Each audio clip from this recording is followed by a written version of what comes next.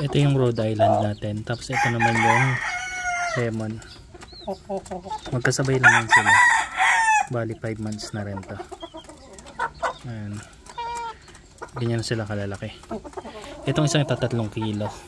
Yun, 3 kilo at 2 guhit. Ito 2. Pareho sila. Yung 2 lalaki 3 kilo na. Tapos itong babae natin 2 kilo. Ayan. Sa lakas naman kumain ng mga yan. Yan, tapos ito. Pero ito mabigat din to. Kahit malit yung ano. Ayan. 3 times a day ang kain ng mga yan. Pero pa konti-konti lang. Hindi natin ano, para hindi magsawa sa patuka.